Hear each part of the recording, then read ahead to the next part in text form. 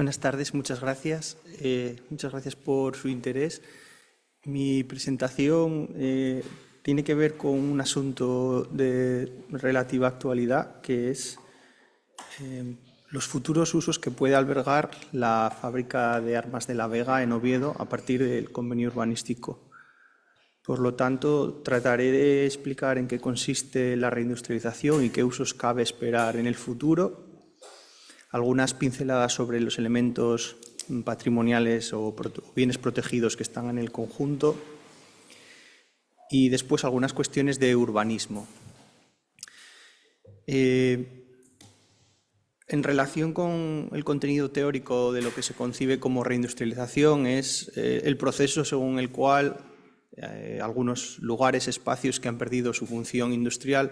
vuelven a recuperarla. Actualmente en Europa existe una prioridad para la reindustrialización y la reincorporación de actividades que se habían deslocalizado a lo largo de las últimas décadas, especialmente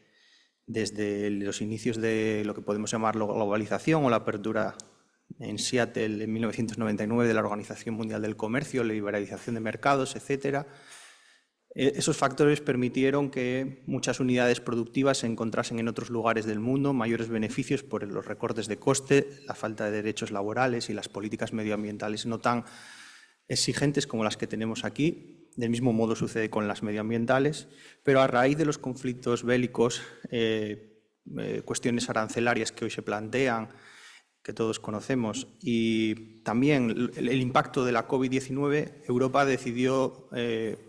apostar nuevamente por la reindustrialización y la incorporación de elementos productivos dentro de su tejido económico.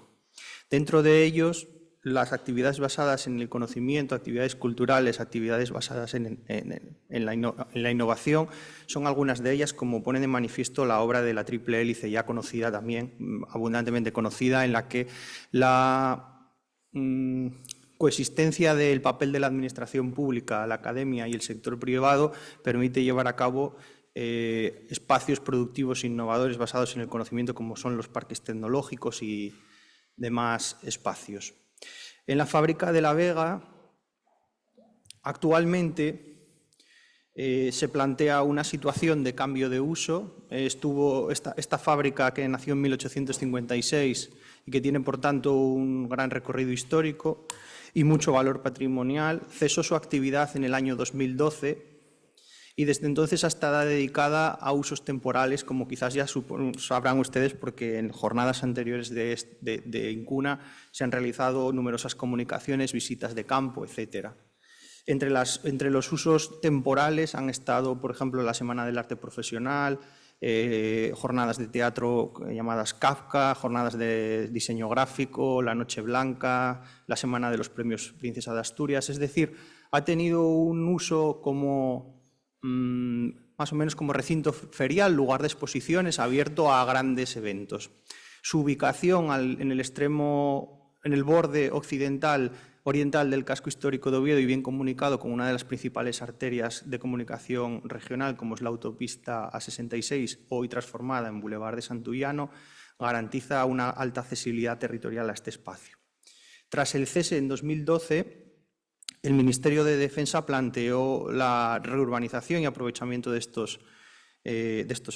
terrenos, y el Ayuntamiento de Oviedo ya en aquel momento planteó que no aprobaría ni apoyaría ninguna actividad urbanística de reordenación que no contase con un consenso. Después de prácticamente una década, la situación sigue siendo de parálisis en cuanto a lo que es el paisaje urbano, a lo que vemos, pero sí que ha habido avances en la tramitación administrativa. En cuanto a la situación urbanística de la parcela, la clasificación del suelo, es decir, el régimen básico, actualmente es suelo urbano consolidado, y así sigue siendo. El Plan General de Oviedo es una serie de sucesiones que viene más o menos desde el año 2006 y que se abrió un proceso de revisión infructuoso y que actualmente ese planeamiento general parece que se quiere volver a relanzar, pero eso va a llevar mucho tiempo. Así que, de momento, el uso del suelo es área industrial consolidada. En cuanto a la calificación, es decir, el uso y el aprovechamiento, el uso es industrial y, por lo tanto, el aprovechamiento prácticamente es el mismo, el que ya tiene. en cuanto a alturas, dimensiones, etcétera, aunque sí que existe la compatibilidad de usos en planta baja en algunos de los edificios que conforman el conjunto. Un convenio urbanístico no deja de ser un acuerdo entre partes, entre administraciones, para marcar cuál va a ser la voluntad en el futuro hacia una pieza concreta, hacia un ámbito. Por lo tanto, el convenio urbanístico, el único fin que tiene es establecer acuerdos para cesiones de suelo y marcar las voluntades de cara al futuro para ver cuál va a ser las modificaciones del planeamiento necesarias. En cuanto a la protección patrimonial, la ley del 2001, de 6 de marzo del Patrimonio Cultural de Asturias, sobre todo, por destacar alguna cuestión interesante, estableció diferentes niveles de protección, los bienes de interés cultural, el inventario del patrimonio cultural de Asturias como segundo nivel de protección y los catálogos urbanísticos, que es un instrumento del planeamiento que prevalece sobre las decisiones urbanísticas y que se tiene que tramitar conjuntamente. Desde aquel momento, todos los ayuntamientos asturianos que aprueban planeamiento general necesitan hacer un catálogo urbanístico. Dentro de los edificios que están protegidos se encuentra la iglesia de Santullano con color rojo más oscuro, que como ven en pantalla tiene también su entorno de protección. Es una de las novedades que incorporó aquella ley, que no solo se protegieran elementos aislados, sino también se tuviera en cuenta su entorno. Dicho entorno interfiere en buena parte con el borde norte del recinto de la fábrica de armas. Dentro de este recinto existen algunos elementos catalogados, como son el claustro o almacén, la capilla y alguna cosa más. La capilla, por si alguien no conoce nada sobre este recinto, es porque fue producto de una desamortización en el siglo XVIII, y por tanto, a finales del XIX, perdón, y por tanto sus orígenes son relacionados con el clero, con la iglesia. Bien, el desarrollo industrial hizo que el conjunto adquiriese esas dimensiones de 120.000 metros cuadrados, aproximadamente 12 hectáreas, y bordeándolo aparece una línea punteada de color rosa que el catálogo urbanístico denomina como recinto protegido. Si bien no está claro en la legislación qué quiere decir que un recinto sea protegido dentro del catálogo urbanístico. Incluso entre los expertos existen dudas de si se trata solo de la cerca, de si se trata de las dimensiones y volúmenes interiores, de si se trata del equilibrio entre espacios verdes y privados o si hace mención al conjunto entero. Dado que no existe claridad acerca de eso, hay muchas dudas de cuál va a ser el futuro de la intervención que se plantee. El convenio urbanístico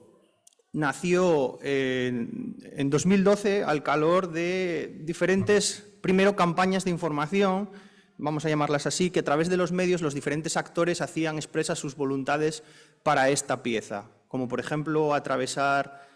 una de las naves de cañones, el taller de cañones que está dentro de la lista del Docomomo Ibérico, con una autovía, o manifestaciones públicas de los movimientos sociales y vecinales ante el riesgo que se veía de perder parte del patrimonio. Por otro lado, el cese de la actividad fabril de la fábrica de armas en 2012 supuso que el Ministerio de Defensa también pusiera los ojos en esta actuación como obtención de rentabilidad a través de la recalificación de usos industriales en nuevos usos residenciales, como finalmente se ha conseguido. El acuerdo se estableció en 2022 y se ratificó en 2024, y entre las propuestas aparece este plano en el que hay diferentes usos pintados en color azul dotacional y terciario, en color morado equipamientos y en color naranja los usos residenciales y el verde zonas verdes. Esos serían los usos predominantes. Como pueden ver, en color naranja existe una proyección de viviendas que alcanza más o menos los 100.000 metros de edificabilidad, lo cual conllevaría una serie de torres y volúmenes totalmente descontextualizados, y por eso se ha incluido alguna cláusula finalmente en el convenio que apunta que si urbanísticamente no es viable la ejecución de esas viviendas, se lleven a cabo en otros terrenos cedidos en otros lugares del municipio. Desde el punto de vista de los usos, el convenio se extralimita más allá de lo que del marco normativo permite a los convenios urbanísticos, y apunta en un plano que debería de ser objeto de un instrumento de desarrollo del planeamiento, es decir, de un plan especial, se atreve a marcar cuáles serían los usos definitivos. Es por eso que esto no deja de estar dentro del marco de las propuestas y que la ejecución de lo que se lleve a cabo tendrá que venir posteriormente. De hecho, en el convenio urbanístico se establece que dentro de los 3 años siguientes a la firma del convenio tiene que estar aprobado el Plan Especial de Reforma Interior, que es el instrumento adecuado. Bajo estos usos que contempla el convenio, parece pues que no será fácil introducir nuevas actividades económicas, si bien en el taller de Cañones, la nave alargada que está más próxima a la autopista en el norte del conjunto, el Principado de Asturias contempla la conformación de un polo biosanitario. Por otro lado, también se extralimita el convenio a la hora de introducir modificaciones en los sistemas generales, es decir, en las vías, autovías y espacios libres. Como pueden observar, hay una desviación de la autovía que se introduce por dentro del recinto fabril cuando ahora es un recinto totalmente tranquilo en cuanto al tráfico rodado. Algunas de las pequeñas victorias del movimiento vecinal han sido la conservación de parte de las viviendas destinadas a ingenieros, los chalés de ingenieros que están en muy mal estado, y también la conservación de algunas naves que originalmente parecían que iban a ser derribadas. Asimismo, algunos grupos políticos atribuyen la cláusula que condiciona el desarrollo urbanístico a las posibilidades que el planeamiento finalmente permita. Con este convenio, por tanto, todavía existen muchas dudas acerca del futuro y de las posibilidades de reindustrialización, y ya que, de acuerdo con el planeamiento vigente, el recinto fabril sigue teniendo como uso predominantemente el industrial, la interpretación del sentido del recinto catalogado es clave para saber cómo va a ser la reordenación del espacio y qué volumetrías y qué nuevos viales se pueden introducir. El convenio define mediante planos una propuesta de usos que no cabe más que interpretar como indicativa y no vinculante, porque tendrá que ser posteriormente una modificación del planeamiento general o una aprobación de un plan especial de reforma interior quien reacomode usos, intensidades, viales, etcétera. Y las posibilidades, por tanto, de reindustrialización en el recinto pasan por la tramitación de nuevos instrumentos de ordenación urbanística. Espero, esta es una síntesis un poco de bibliografía básica y espero que haya quedado clara la situación en un tema que continuaré sobre él porque está en constante evolución. Muchas gracias por su atención. Gracias.